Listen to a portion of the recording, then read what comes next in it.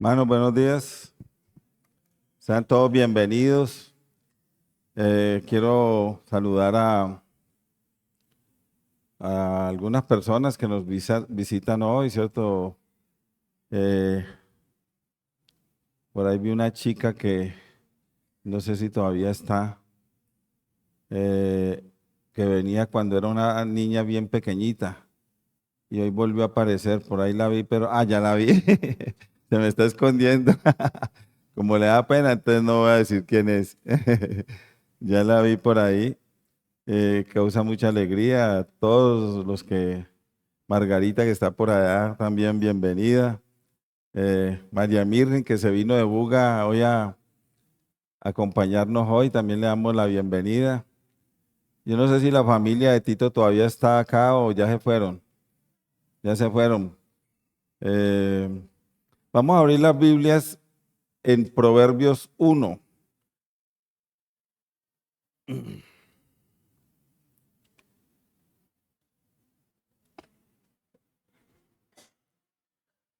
Pedrito, bienvenidos. Eh,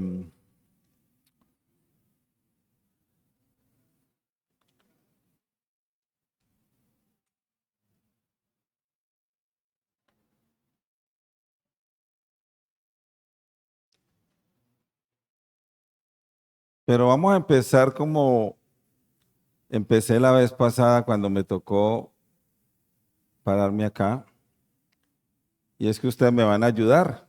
Ojalá sean potentes en lo que van a decir. Dice el necio en su corazón, ¡uy! Se durmieron tan rápido. Otra vez. Dice el necio en su corazón, no hay Dios. El principio de la sabiduría, eso no lo tenemos que saber. Un creyente se tiene que saber estos versículos. Y este otro versículo dice, la necedad está, ¿cómo? ¿Y cuál es la cita? Martica, ¿qué hizo Martica? Martica se fue. ¿Cuál es la cita? La necedad está en el corazón del muchacho. Proverbios 22:15. Pero sigue diciendo, más la disciplina, dice más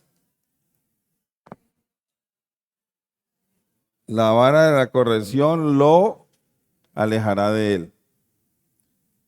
Con esto quiero decir, o estos versículos, lo que quiero hablar esta mañana es de la necedad, algo que ya había empezado la vez pasada, aunque no me voy a meter mucho con la necedad, solamente como recordatorio. Eh, pero sí debo decir que nacemos con la necedad debajo del brazo.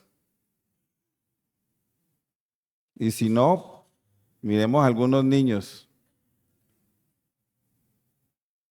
En Proverbios 1:7, que es donde les dije que abriéramos, dice, el principio de la sabiduría es el temor de Jehová, pero sigue el versículo diciéndonos otra cosa bien importante y dice, los insensatos desprecian la sabiduría y la enseñanza. Si ustedes quieren tener una definición sensata de lo que es la insensatez, de lo que es la necedad, es la segunda parte del versículo 1:7 sería perfecto. Los insensatos, los necios desprecian, no le dan valor a la sabiduría que viene de Dios. Nosotros en otro tiempo estuvimos en ese plan de despreciar la sabiduría. El necio desprecia la sabiduría y la enseñanza que viene de parte de Dios.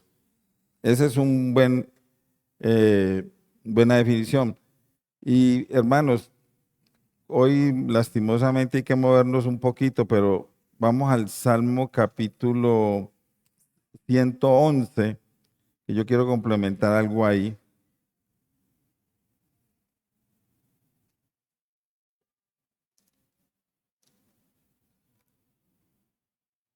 versículo 10, también nos va a hablar el mismo encabezado, el principio de la sabiduría es el temor de Jehová.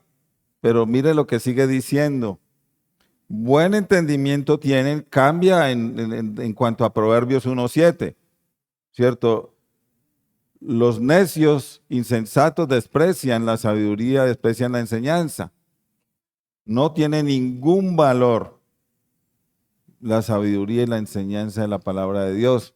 Pero acá cambia el sentido. Dice, buen entendimiento tienen todos los que practican sus mandamientos. Su loor permanece para siempre. Y ese loor nos habla de alabanza, de exaltación, de reconocimiento a nuestro Dios.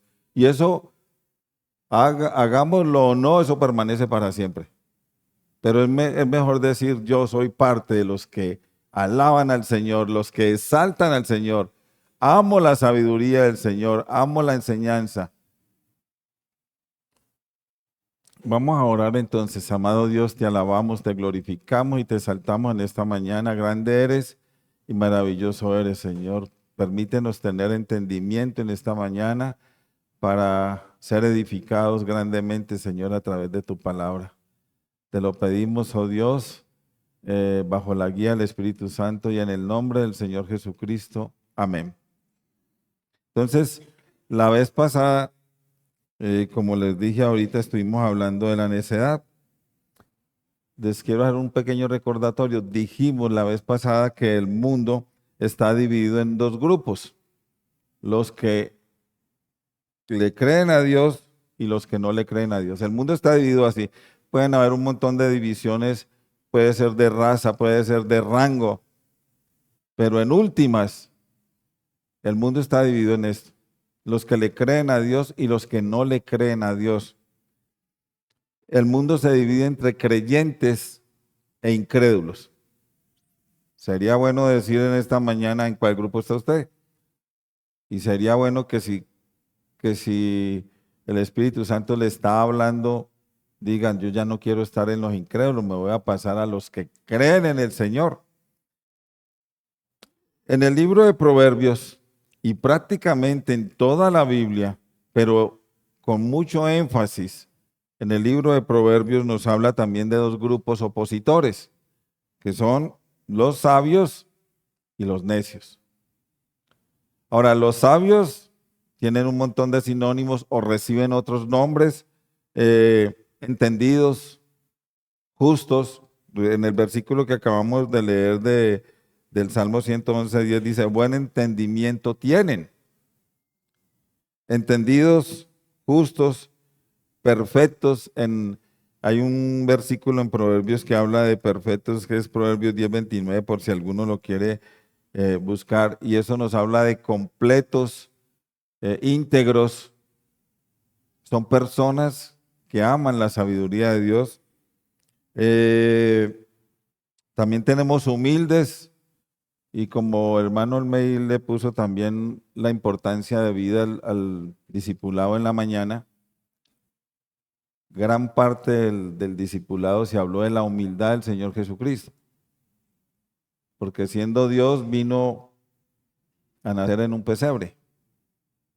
Entonces, cabe volver a hacer la invitación, domingos cada 15 días, 8:30, estamos aquí. No se preocupen si no alcanzan a desayunar, aquí les damos algo, así sea un cafecito y alguna otra cosita más, para que no se preocupen. Tenemos humildes, íntegros, rectos, prudentes y enfáticamente los temerosos de Dios. Hago una pregunta. Ahora 8 días, ¿cuál fue el tema principal de la enseñanza? La prudencia. La prudencia. ¿Se acordaban de eso? ¿Sí se acuerdan que el hermano Byron fue el que la enseñó? Ah, no están dormidos, está bien, muy bien. Manuel May. Los necios también tienen sinónimos o otra manera de llamarlos, se llaman impíos. Y una de las cosas que me sorprendió es que la palabra impío traduce activamente malo, moralmente malo. Esa palabra me sorprendió mucho. Entonces los necios son impíos, faltos de cordura, perversos, hipócritas, malos, simples, insensatos. Esa es la palabra que la Biblia nos enseña para necios. La vez pasada también hice una pregunta referente el pueblo de Dios o el creyente, el hombre de Dios, la mujer de Dios, permanentemente está en oración, ¿cierto? Por ejemplo, alcen la mano los que han orado hoy. Hoy, los que han orado hoy. Claro, tienen que ser todos, ¿cierto? Todos. Ahora cambio la pregunta. En estos días o hace tiempo atrás o ahora, ¿cuántos han orado pidiéndole perdón al Señor porque han sido necios en algún momento de sus vidas? Tremendo, ¿cierto? Yo por lo menos sí, prácticamente todos los días. Ahora, el creyente es dotado de sabiduría divina. Yo quiero que ustedes entiendan esto. Nosotros los creyentes somos dotados de sabiduría divina. En el mismo instante en que creemos en el Señor, esa sabiduría maligna que teníamos antes cambia, desaparece y comenzamos a andar en la sabiduría que es de Dios. Ahora, yo espero que esto lo sepan, ¿cierto? Al creyente se le ha concedido conocer a Dios, se le ha concedido buscar, anhelar, tener la sabiduría que viene de parte de Dios. Eso dice Proverbios. Proverbios todo el tiempo en los primeros capítulos está enseñando, le está diciendo, hijo, busque la sabiduría, anhele la sabiduría. La sabiduría que es de Dios nos hace temerosos, porque el principio de la sabiduría es el temor a Dios. Es decir, el que es sabio porque tiene temor a Dios. El que es necio porque no tiene temor a Dios. La sabiduría de Dios nos hace temerosos de Dios. Ser sabios es fiel muestra de nuestro respeto, nuestra reverencia al Señor. Y cuando el hermano John Jairo enseñaba esta mañana, decía, ¿y qué fue lo primero que hicieron los Reyes Magos? Y yo de una pensé, ¿le llevaron regalos? No, no fue lo primero. ¿Qué fue lo primero? Es cierto, se postraron en un acto de reverencia. Y luego, ¿qué más hicieron? Le adoraron. Y luego sí vinieron los regalos.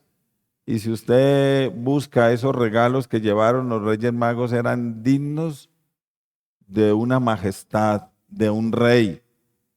Y eso es lo que el Señor Jesucristo es. La sabiduría divina, la sabiduría que es de parte de Dios, pone aparte la necedad, nos aparta de la necedad, pero también, como tenemos la naturaleza pecaminosa, la carne en nosotros, entonces la necedad está presente. Entonces la sabiduría que es de Dios nos permite luchar en contra de la necedad. Esta es una lucha. El creyente permanentemente tiene una lucha contra muchas cosas y una de las cosas contra las que hemos luchar es contra la necedad. La necedad es persistente. La necedad no se quiere ir de nosotros. A veces, cierto, somos hombres de Dios, mujeres de Dios, pero a veces hacemos unas cosas que uno dice, ¿cómo hice eso? ¿Cómo dije eso? ¿Cómo actué de esa manera? Actué como un necio. La necedad es persistente. Debemos querer vencerla. Y la venceremos de una manera, llenándonos de la sabiduría que es de Dios. O sea, hacemos el cambio. Ahora, la sabiduría tiene un principio. ¿Cuál es? Perdónenme que sea tan insistente.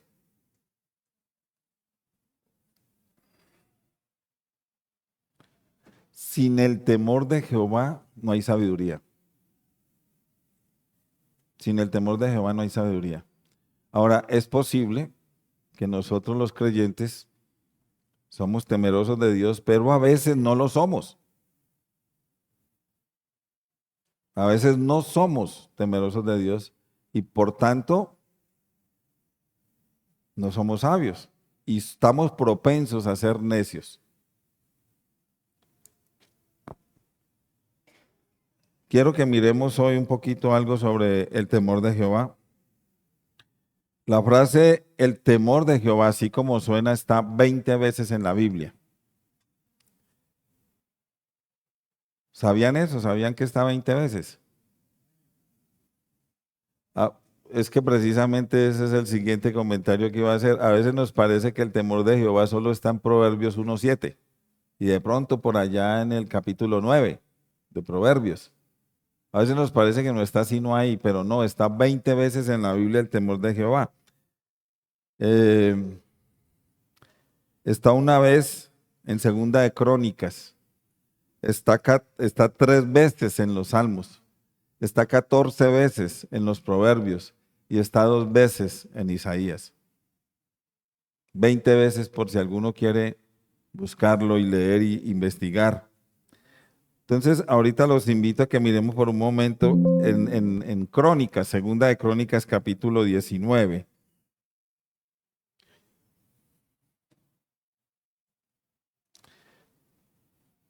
Segunda de Crónicas, capítulo 19, y vamos a leer algo sobre el rey Josafat.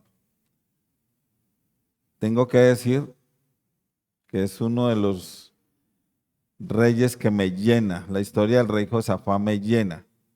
Me encanta. Tiene tanta enseñanza, pero demasiada enseñanza para nosotros. Aquí en Segunda de Crónicas empieza en el capítulo 17, que nos habla sobre Josafat. Solo una pregunta ahí como por saber. ¿Alguno sabe de quién era el padre del rey Josafat?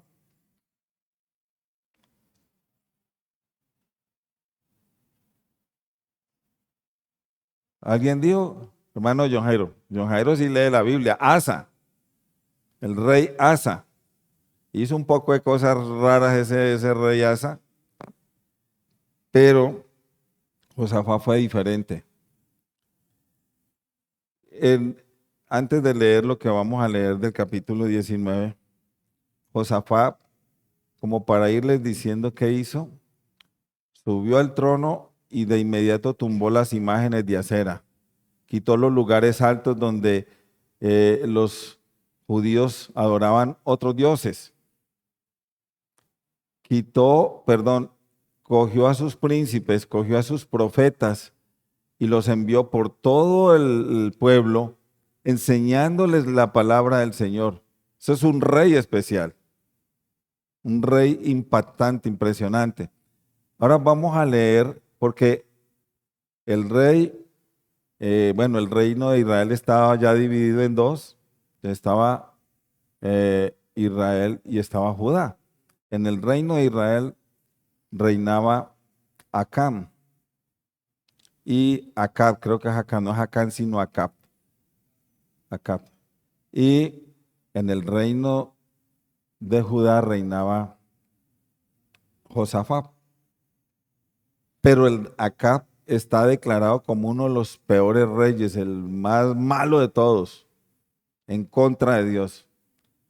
Pero por alguna razón que la Biblia no nos explica, o sí, o creo que hay algo por ahí, el rey Acab, que era el malo, emparentó con el rey Josafat, que era el bueno.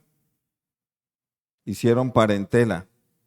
Entonces esa parentela los llevó a juntarse, a unirse, a conversar, como como dos suegros, digamos así, y resulta que vienen a hacer guerra contra el rey de Israel, Acab, y Acab muy astutamente le dice a Josafat, ¿me vas a acompañar a la guerra contra estos pueblos? Y él le dice, ¿cómo no voy a acompañarte? Y se van a la guerra, pero el rey de los otros pueblos también era astuto y dijo, vaya y busquen al que tenga vestidos reales, vestidos de rey, y mátenlo. Matando la cabeza acabamos con el pueblo. Entonces acá, astutamente, aunque eso fue antes de lo que el rey había pensado, hasta acá se olía que eso iba a pasar, y entonces le dice a Josafat, Josafat, vístase con sus ropas reales y salga a la guerra que yo me voy a disfrazar. Y lógicamente se disfrazó de soldado. Entonces, ¿qué pensó? Que si alguna cosa que mataran a Josafat y no a él. Y pasó exactamente eso. Se fueron los pueblos contra Josafat, que estaba vestido con sus ropas reales. Los soldados se fueron a matar a este rey. Pero inmediatamente aparece la mano del Señor y salva a Josafat. No permite que los soldados lo maten. Pero acá que se le quería salir con la suya, de repente un soldado tira una flecha al aire, como hoy en día hablamos una bala al aire, no, esta era una flecha, la tiró al aire donde cayera, no apuntó, y justo se le clava en el único lugar donde no tenía cubierto con el uniforme de los soldados. Y acá muere. Creyó que le iba a salir la cosa bien. Después de todo eso, lo que viene en el capítulo 19, versículo 1 es, dice, Josafat, rey de Judá, volvió en paz a su casa en Jerusalén después de la guerra. Y le salió al encuentro el vidente Jehú, hijo de Anani, y dijo al rey Josafat, escuchen bien esto, al impío das ayuda y amas a los que aborrecen a Jehová. Esto le toca a uno las entrañas. No significa que no demos ayuda o no sirvamos a las personas, porque eso es lo que la palabra nos manda. Pero a un enemigo como ese, unirse en un enemigo como ese, tenía más bien que predicarle el evangelio. Pues ha salido de la presencia de Jehová ira contra ti por esto. Estas son palabras mayores, palabras que causan terror. Que a cualquiera de nosotros nos digan, hermano, ha salido ira en contra suya, la ira del Señor está en contra suya en este momento. Versículo 3, pero si han hallado en ti, miren lo que pasa, pero si han hallado en ti buenas cosas por cuanto has quitado de la tierra las imágenes de acera y miren lo grandioso, el Señor no le dice, es que usted fue y compartió y le enseñó a todo el mundo. Miren lo que dice, y has dispuesto tu corazón para buscar a Dios. ¿Cuánto valora Dios que dispongamos nuestro corazón para Él? ¿Cuánto valora Dios eso? Imagínense, la ira de Dios venía sobre Josafat, pero por haber quitado las imágenes de acera y haber dispuesto el corazón para Dios, Dios le perdona. Versículo 4, ahí hay un titulito en la Biblia de ustedes, ¿hay un titulito antes del 4 o no? ¿Qué dice? Josafat nombra jueces. Dice, habitó pues Josafat en Jerusalén, pero daba vuelta y salía al pueblo. Yo me imagino esta partecita donde dice, pero daba vuelta y salía al pueblo. Él es buscando qué hacer para agradar a Dios, buscando qué poner a hacer al pueblo para que esté metido en las cosas del Señor. Y dice, pero daba vuelta y salía al pueblo desde Berseba hasta el monte de Efraín y los conducía a Jehová, el Dios de sus padres. Pero le digo que este es un rey especial. Y los conducía a Jehová, el Dios de sus padres. Y miren lo que dice, y puso jueces en todas las ciudades fortificadas de Judá, por todos los lugares, y dijo a los jueces, mirad lo que hacéis, porque no juzgáis en lugar de hombre, sino en lugar de Jehová, el cual está con vosotros cuando juzgáis. Versículo 7. Sea pues con vosotros el temor de Jehová. Mirad lo que hacéis, porque con Jehová nuestro Dios no hay injusticia, ni asesión de personas, ni admisión de cohecho. Hasta ahí la lectura. Josafat, como les dije, un rey muy especial para mí. Desde que leí la historia de Josafat me impactó. Tiene tantas enseñanzas. Pero en el versículo 6 y 7, Josafat les recuerda a los jueces nombrados por él que ellos juzgarían no en representación de hombres, sino en representación de Dios. Nosotros muchas veces vamos a tener que juzgar muchas cosas.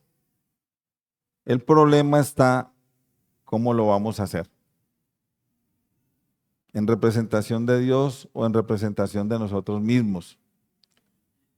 Ahora, la palabra juzgar en hebreo es chafat y significa pronunciar sentencia en favor o en contra. Entonces, lo que estos jueces iban era a juzgar causas que el pueblo necesitaba, necesitaba que le ayudaran, por ejemplo.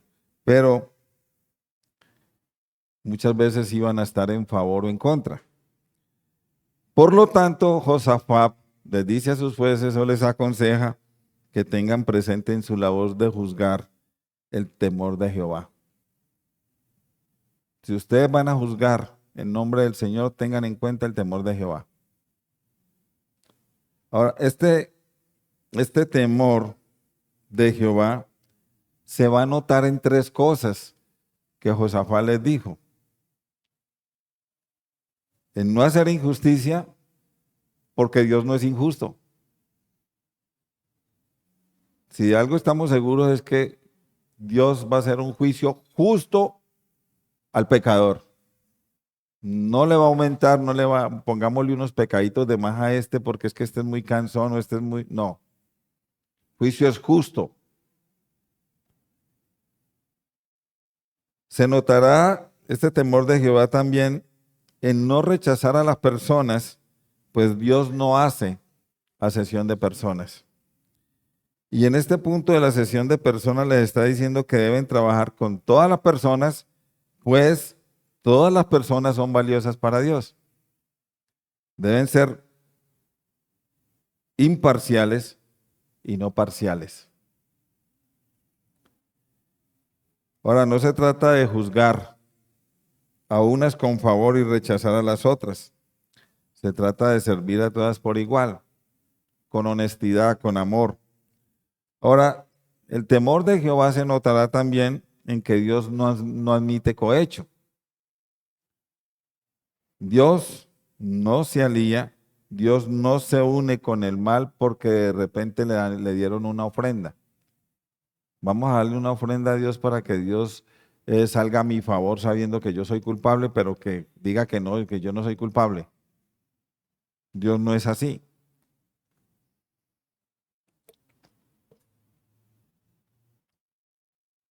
Eh, la palabra cohecho traduce, ¿alguien sabe qué traduce?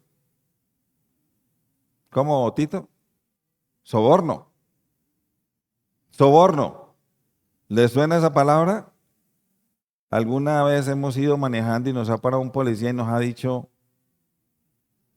usted se pasó en doble línea y entonces yo comienzo, y los policías ahora son pues, muy didácticos. Comienzan a decirte, y ese parte le vale como 500.000 pesos. Y entonces usted, ¿será que usted no me puede ayudar? Pues dígame cómo. Es que el tiempo es el problema, pero una cosa que me pasó no lo puedo olvidar nunca. Una vez fui con el hermano Byron a Neiva. Y saliendo de Neiva, eh, los que han andado con Byron en el carro lejito saben que él anda rápido. Y entonces el hombre se pasó un carro en doble línea. y cuando el hermano se sale y se pasa el carro, a la cuadra estaba el retén y de una nos pararon. Entonces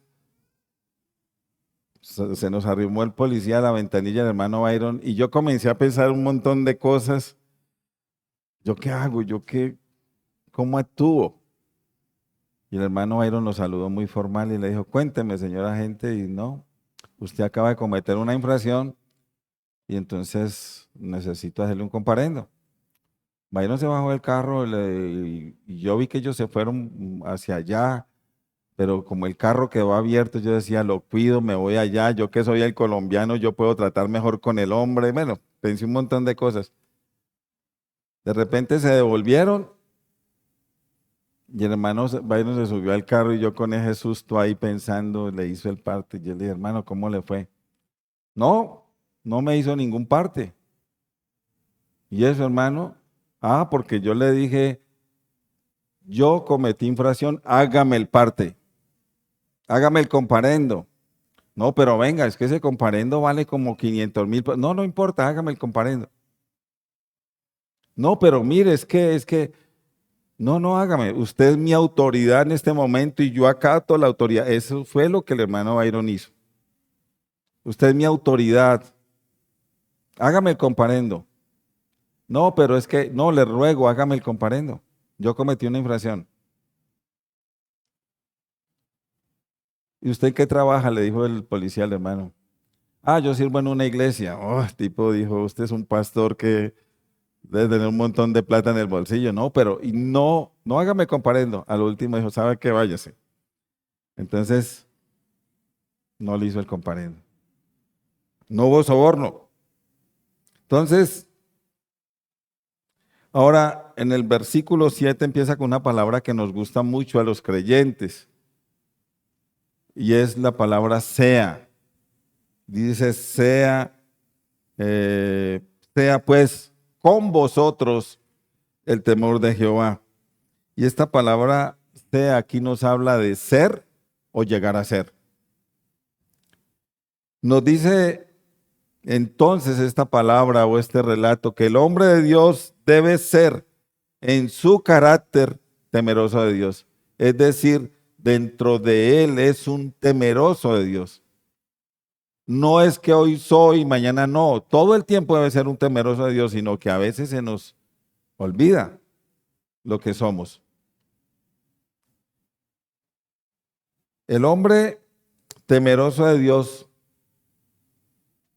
si no es, llegará a ser un imitador de Dios. Es decir, perdón, vuelvo y lo arreglo. El hombre de Dios, el temeroso de Dios, llegará a ser un imitador de Dios. Hará las cosas como Dios quiere que las haga.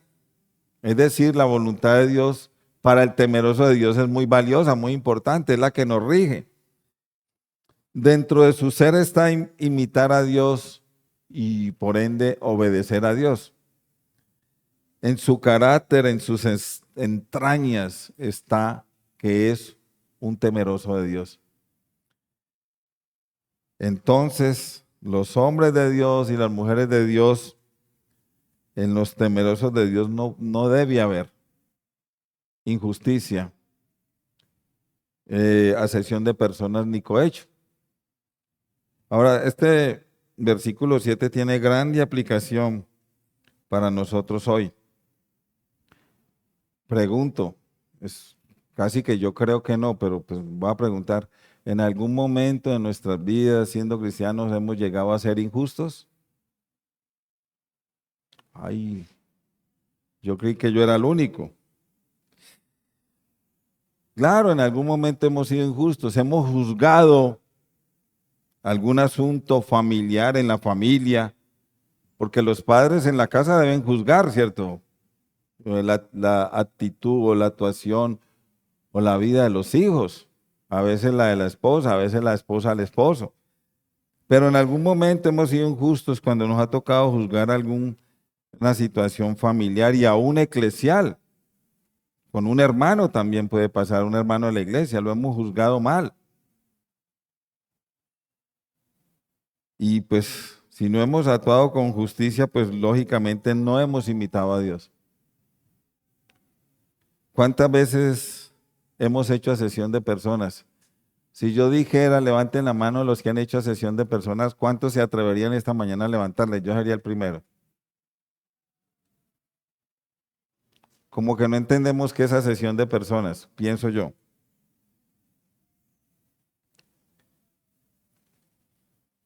Es decir, aceptamos a uno y rechazamos a otros. Santiago lo explica muy bien en el capítulo 2. Lo explica súper bien qué es asesión de personas. Eh, va- miremos eh, algunos versículos donde está esta palabra o esta frase de asesión de personas. Esta frase está en la Biblia 16 veces. Vamos a mirar por el día que nos vamos a mover un poquito. El que no tenga facilidad de encontrar en la Biblia rápido, entonces lo va a encontrar aquí, Deuteronomio capítulo 10,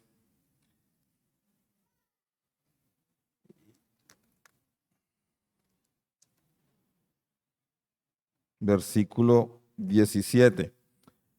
En la Biblia de ustedes, esta párrafo empieza en el versículo 12. ¿Qué dice ahí arribita del versículo 12? El título que le han puesto, que no es bíblico, no es inspirado, pero queda súper bien, lo que Dios exige. Versículo 17 dice, porque Jehová vuestro Dios es Dios de dioses y Señor de señores. Miren, este versículo es grande porque nos describe quién es Dios. Porque Jehová vuestro Dios es Dios de dioses y Señor de señores, Dios grande, poderoso y temible. Y dice que no hace asesión de personas ni toma cohecho. En medio de todas las grandes cosas que están diciendo de Dios, está metido también la asesión de personas y el cohecho. En Job capítulo 32 me llamó mucho la atención porque la asesión de personas en el libro de Job está varias veces. En Job capítulo 32, versículo 20.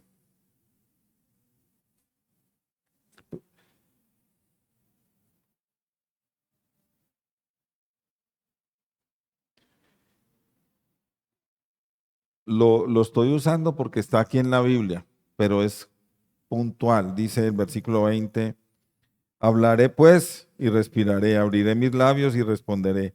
No haré ahora asesión de personas, ni usaré con nadie de títulos lisonjeros. Dejémoslo hasta ahí. Y aquí nos ayuda un poquito con la definición de asesión de personas. A veces a las personas, si nos conviene eh, un favor o porque son muy importantes, porque nos pueden ayudar en algo, entonces la lisonja es que le comenzamos a decir un montón de cosas bonitas y lo exaltamos y lo ponemos muy arriba. Eso es lo que está diciendo el versículo. Entonces, pero si viene otro que no me puede hacer ningún favor, entonces, no, usted no me interesa, usted lo rechazo. Vámonos al Nuevo Testamento. Y me encanta en el Nuevo Testamento porque Pedro, después de estar con Cornelio, y Pedro era recalcitrante pensando que los gentiles no, Dios tenía a los gentiles por fuera. O sea, la salvación no era para los gentiles. Pero ¿qué tiene que hacer Dios?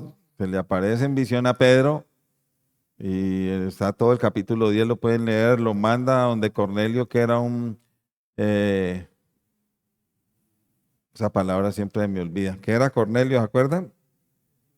Centurión, esa palabra no me llega. Era un centurión, pero era un centurión con mando. O sea, era un hombre importante y, y en visión tiene que ir con Cornelio porque Cornelio manda a unas personas a buscar a Pedro porque también en visión le dice que busque a Pedro.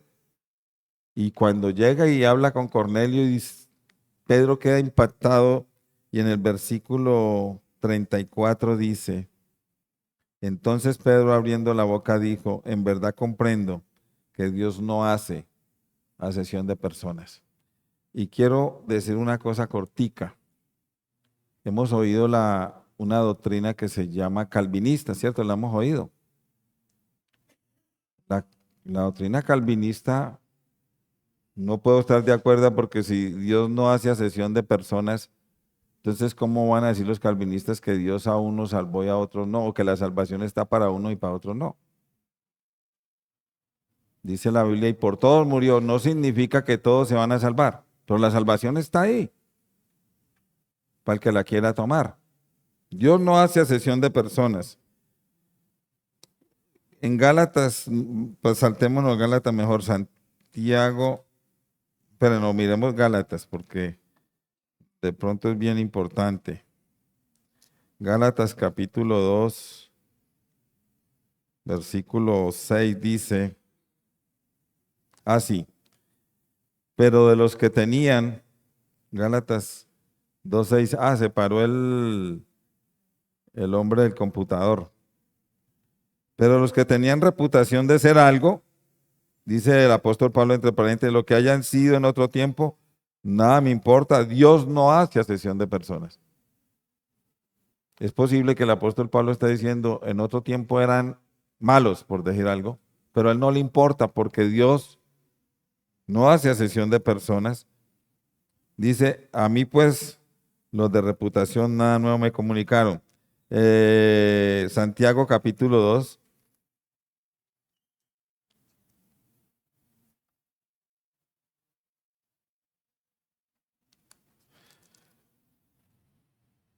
Versículo 1, perdón, sí, 2:1, 2:1 y 2:9. Dice, y este es muy importante este versículo. Dice, hermanos míos, que vuestra fe en nuestro glorioso Señor Jesucristo sea.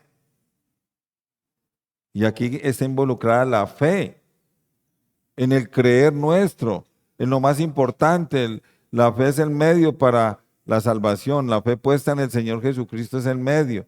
Pero esa fe tiene que ser tan limpia, tan pura, que no puede haber acepción de personas. En el 2:9 dice, pero si hacéis acepción de personas, y escuchen lo que dice, cometéis pecado y quedáis convictos por la ley como transgresores. Quiero decirles algo. En el caso de la predicación del Evangelio, si usted no le habla a nadie de Cristo, tengo que decirle, está haciendo acepción de personas. No estoy diciendo que le predique un montón, por lo menos a uno. Por lo menos a uno. El hermano que vino de Albania nos dijo, siquiera uno, con que uno se salve es suficiente. Entonces,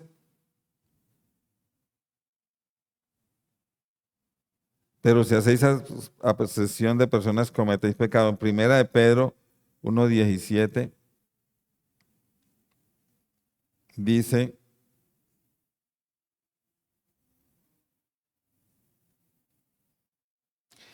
pues cuando él recibió de Dios Padre honra y gloria, le fue enviada desde la magnífica gloria una voz que decía, ¿si será ese? No, perdón, no es. Y ahí sí no sé cuál será. No, es que estoy leyendo en segunda de Pedro, perdóneme. Dice, y si invocáis por Padre aquel que sin acepción de personas juzga según la obra de cada uno, conducidos en temor todo el tiempo de vuestra peregrinación. Entonces, lo que vemos en todo el tiempo es que Dios no hace acepción de personas, pero nosotros sí. Y yo soy uno que he hecho muchas veces acepción de personas. Pero hermano, los temerosos de Dios tenemos que arreglar ese asunto. Tenemos que arreglar ese asunto. Rápidamente. En cuanto al cohecho, es posible que nunca lo hayamos hecho conscientemente. Quizás de pronto hemos hecho cohecho en ignorancia, pensando que lo que estamos haciendo está bien. Debemos saber que el cohecho o la palabra cohecho traduce literalmente soborno, que ya lo habíamos dicho. El cohecho es pecado delante de Dios y lleva a cabo tanto al sobornar a alguien para que actúe en favor mío o como recibir un soborno para actuar en favor de otro, mentir, ayudar a otro sabiendo que no es verdad. Entonces, el cohecho es, si yo doy soborno es pecado y si recibo soborno también. Vamos a mirar unos pasajes rápidamente, y no nos demoramos mucho. En Isaías capítulo, bueno, no, obviemos Isaías mejor, para que nos alcance el tiempo. Miremos algunos ejemplos de cohecho. Ustedes se lo saben de memoria, entonces por lo tanto se lo voy a decir. Judas Iscariote, ¿lo recuerdan? Judas Iscariote aceptó inicialmente 30 monedas de plata para entregar al Señor Jesucristo a sus enemigos y esto desencadenó en la crucifixión de nuestro Señor. Luego ya sabemos qué pasó. No soportó, botó las monedas y se colgó y se estalló. Dalila, ¿saben quién es Dalila? Dalila está en Jueces capítulo 16. Dalila fue sobornada por los filisteos con grandes sumas de plata para que descubriera cuál era la fuente de la gran fuerza que tenía Sansón. Y ya efectivamente recibió la plata y lo entregó. Si yo les digo estos nombres, espero que ustedes sepan de quién es hijo. Joel y Abías.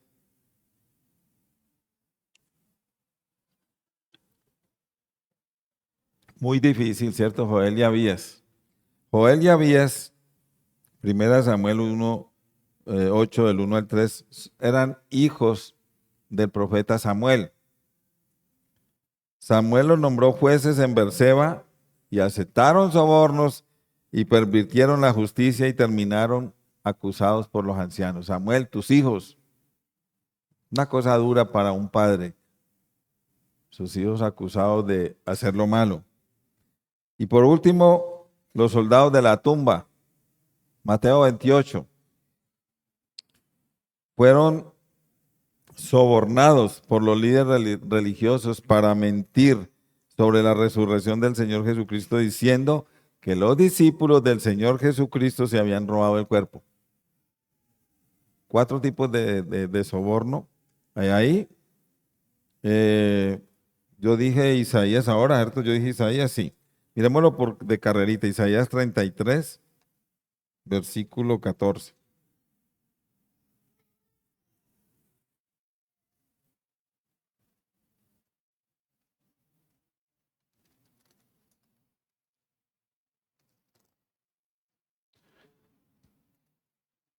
Dice, versículo 14. Dice, los pecadores se asombraron en Sión, espanto sobrecogió a los hipócritas. ¿Quién de nosotros morará con el fuego consumidor? ¿Quién de nosotros habitará con las llamas eternas? Y espero que no van a entender que estas llamas eternas se refiere al infierno. Está hablando del fuego consumidor. La respuesta en el 15 dice, el que camina en justicia y habla lo recto, el que aborrece la ganancia de violencias, el que sacude sus manos para no recibir cohecho, el que tapa sus oídos para no oír propuestas sanguinarias, el que cierra sus ojos para no ver cosa mala. Está en Isaías 33, el que sacude sus manos para no recibir cohecho. Mano, termino diciendo que, conclusión, en nuestro carácter de temerosos de Dios no puede haber, no puede estar el actuar injustamente, la cesión de personas o el cohecho o el soborno. Eso es todo, mis hermanos, por hoy y espero que sea de mucha bendición este punto. Por lo menos yo tengo que luchar mucho con la cesión de personas y a veces con la injusticia. Y yo lo reconozco delante del Señor. Y para decir esto acá, pues imagínese, bien duro era. Amado Señor, amado Dios, te alabamos y te glorificamos y te exaltamos. Y en el nombre del Señor Jesús, te rogamos que nos ayudes a entender estas cosas que hemos visto hoy, que nos ayudes a ser imitadores tuyos, que aceptemos, que obedezcamos, que dispongamos nuestro corazón para ti, Señor, que tengamos todo el tiempo presentes, que somos temerosos, pero Padre, que eso se note en nuestras actitudes, en nuestro actuar, siempre, Padre. Padre, dejamos todo en tus manos y te rogamos por la predicación del Evangelio en la noche. Lo hacemos en el nombre del Señor Jesús, nuestro Salvador. Amén. Recuerden la predicación del Evangelio en la noche.